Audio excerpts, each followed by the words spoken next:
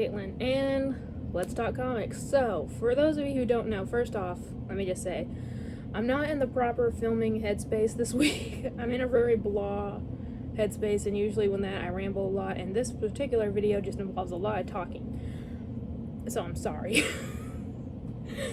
But anyway, Let's Talk Comics was a series that I started in 2019. I said it was going to be a monthly series, and I kept it up for about 6 months. Didn't even make it a year.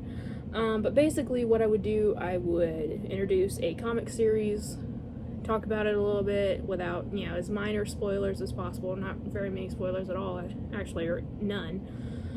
Give you a brief description of the characters, tell you what I believe the age appropriateness would be of this, because I know a lot of people like getting their kids involved in comics.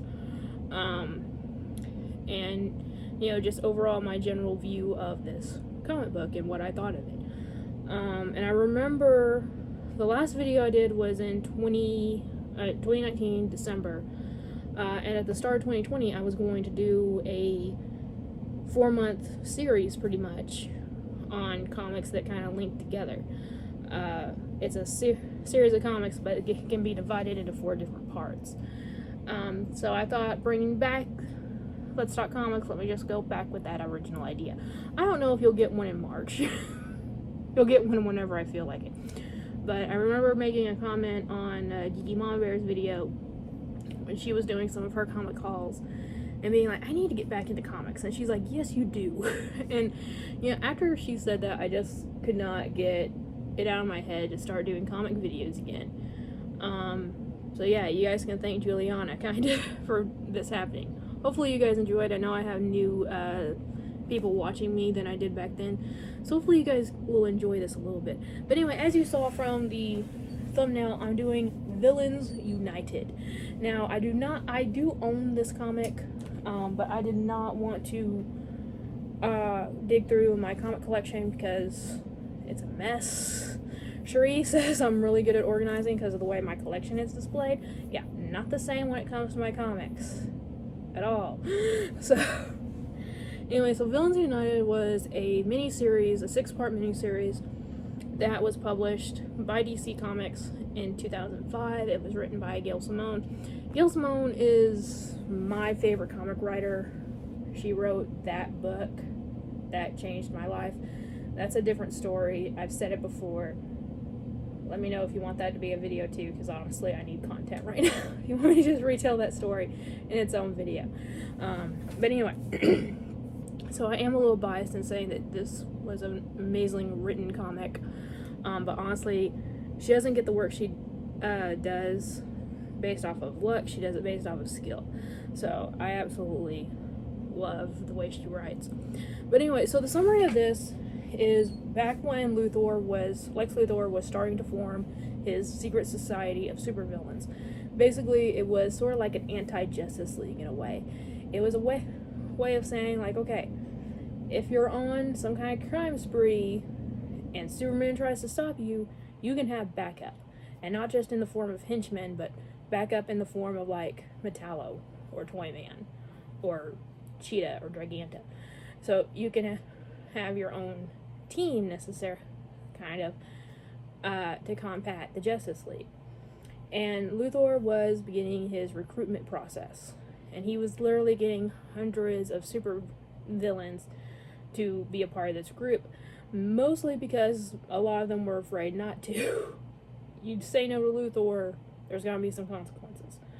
But there was another group being formed of people who did not want to join Luthor's team.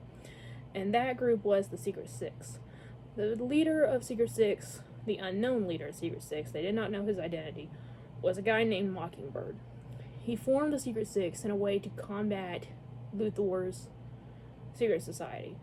These particular members did not want to be a part of Luthor's society in any way, shape, or form, but they honestly didn't want to be a part of Mockingbird's thing either at the beginning, because they had no clue who he was.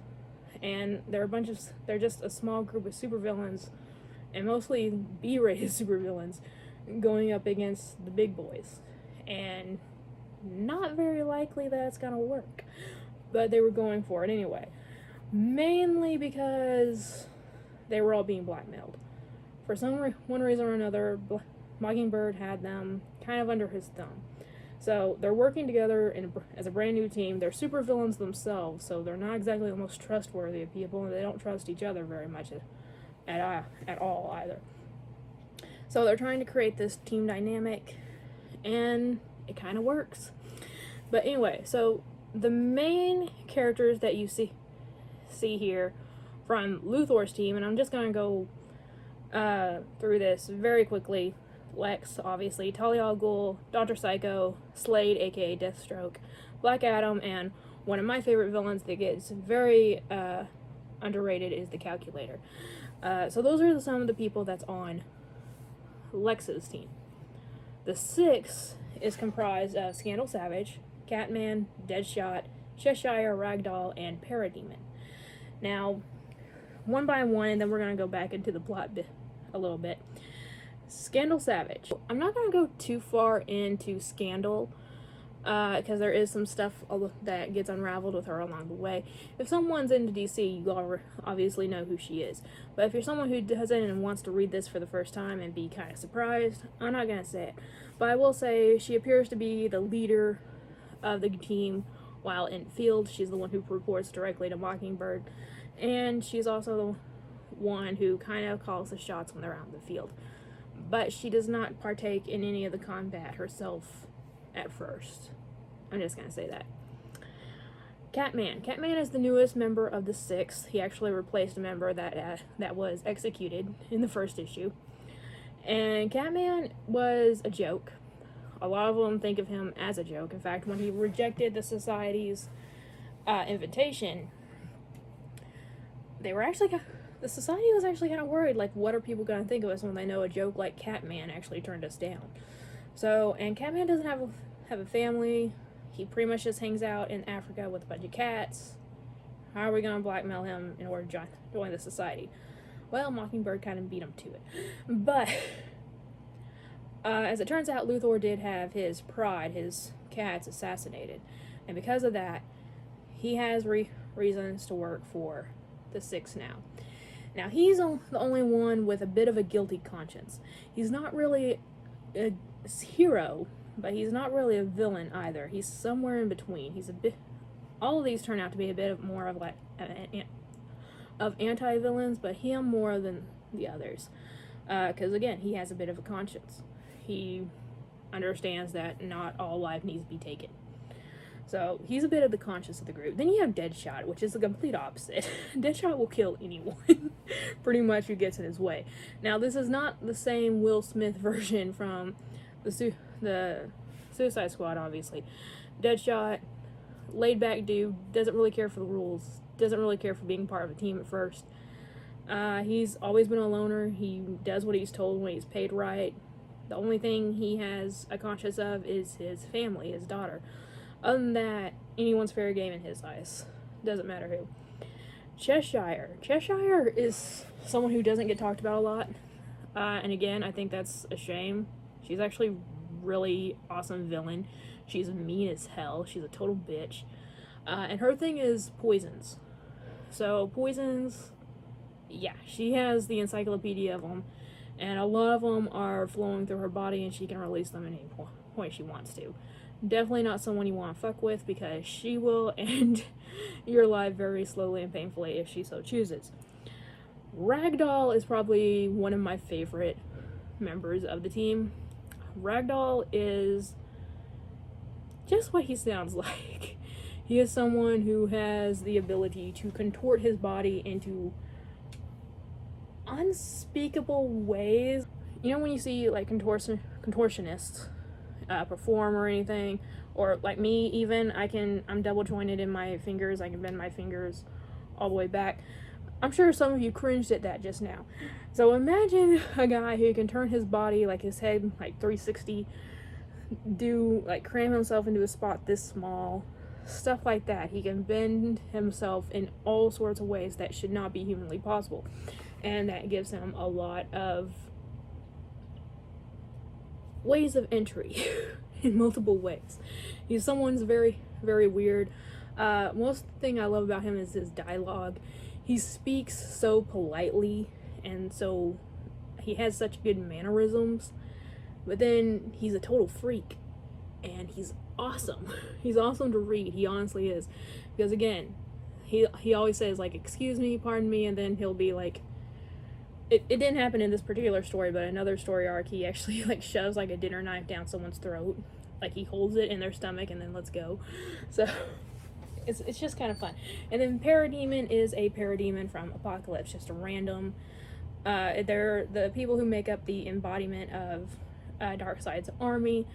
If you've seen Justice League Unlimited, you remember the parademons probably from the last episode where they were kind of converging all over the place and everyone was having to battle them. So this is just a parademon. He doesn't have a name. He's just a parademon, and he somehow found himself with the Six. So again, each of them are being forced into working for Mockingbird, but in exchange, Mockingbird has agreed to give them a part of the world if they can conquer Luthor's society. They're thinking if they can get into Luthor's society, take it down, they can take down the Justice League, and pretty much each of them can rule over a continent, with Mockingbird ruling over the seventh. So throughout this story, there's abduction, there's torture, a lot of torture, there's betrayal on both sides. The Six somehow unravel the society's true plan against the Justice League at one point, and it turns into, again, a lot of gory, nitty-gritty fighting scenes that form a very cohesive, very awesome storyline. Now, I will say there are a few plot points that if you're not familiar with the overall knowledge of DC Comics, you're probably not going to get real quick. I do think it's something that you can still enjoy. I remember my ex reading this when we were together, and she was kind of equally DC Marvel, but more Marvel. She wasn't against DC in any way, and I had her read this, and she enjoyed it. You know, she didn't have the extensive DC knowledge as I did, but she still enjoyed it, and she just asked me a couple questions along the way. And it's anything that you can very easily Google without getting spoiled in anything in the book. Now, this leads up to the Secret Six comic. Oh, and by the way, eventually they do find out who Mockingbird is. I will say that. But yeah, it does lead up to the Secret Six comics, which I believe is far superior to Villains United. Villains United is awesome. Don't get me wrong. But Secret Six is just amazing, especially the main bulk of the story. It's just extremely well written, and for the most part, these are the same core characters in that. Now, a few of them do get switched around throughout the different storylines. You'll see that as you're reading the comic, which ones will be replaced in the future, for various reasons.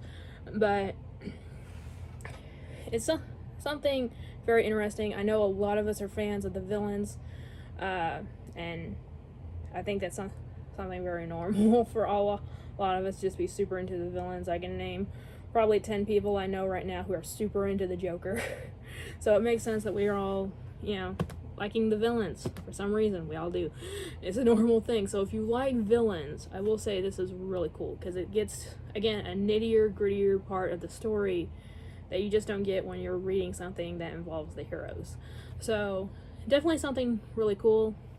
Age-wise, again, there's a lot of torture, there's a lot of blood, there's a lot of fighting scenes. Some of them get a bit more gorier than others.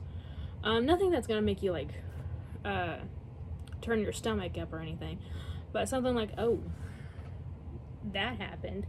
So I would say probably around 14, 16. It's something that older teenagers could get into, and even younger teenagers, depending on maturity level. Again, this is a very well written series. I will say it has a bit of an open-ended ending, but again, it continues on in the Secret Six comics.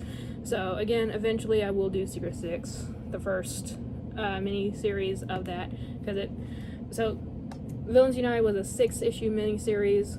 The first Secret Six comics was a 7-issue miniseries. Then it went on to a 3-year series. A series lasted 3 years. And then in the New 52, it came back as a series that lasted about a year. So, quite a bunch of material to get through if you're someone who's into villains. Again, DC villains. This is the one that I highly recommend because it gives you that perfect dynamic between villains and team. You know, like a team like the Justice League. So, very interesting. I absolutely love this. You can, I know it's available on DC Universe. Have you guys subscribed to that? I believe it would be available on Comixology. I don't know for sure, but I would imagine so. And of course, you can check out your local comic shops and see if they have any on back order. A lot of the larger ones will. Or they'll know where you can buy it in trade. So, that's just where I would go to get them first, honestly. If you don't have that app available, try your local comic shop. See if you can help them out and they can help you out, because hashtag support small businesses. But anyway, guys, hopefully you all enjoyed this little rant. And also a few helpful tips on comics, because I really love the older DC comics. I actually think the older ones are way better than most of the newer ones. So hopefully you guys will too, and you'll check some out. Let me know what you guys think about this. I know, again, a lot of you guys are newer to my channel than you were, you know, obviously it's been over a year since my last Let's Talk Comics video. So, for every new person, let me know what you guys think about this, and if it's something that I should do again, and at least finish the Secret Six series. And yeah, thank you guys so much for watching. Like always, it's a community, not competition. I'll see y'all later. Bye.